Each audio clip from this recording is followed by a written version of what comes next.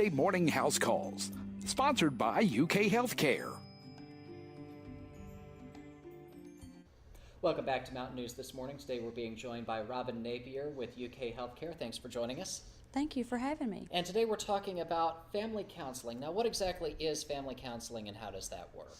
Okay, family counseling is simply a therapeutic counseling environment where the entire family presents for counseling services with a therapist. So this may involve all the members of the family within that family component. It may be the parents, the children, can be the grandparents coming in for therapeutic interventions. And what kind of therapeutic interventions? I mean, what would be the purpose for bringing the family in for some kind of counseling? Okay, well, the purpose of family counseling is actually to break down the communication patterns within the family members. And it kind of looks at, it's also a form of psychotherapy, but it looks at the interaction patterns within the family. So it operates on a systems approach, basically that the interactions between family members are within a systematic process. So it looks at communication, it looks at how family members respond to each other, it looks at their relationship and how they view the problems.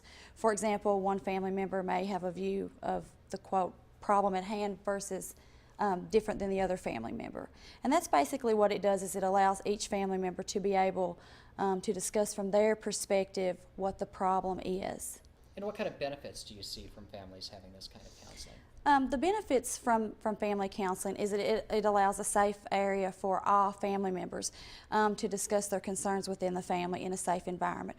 Whereas without the family counseling component, sometimes there's communication barriers, there are emotional responses, there are a variety of things that that can take place within a family counseling session that doesn't necessarily take place at home. For example, getting everybody together in one area to discuss the main issue.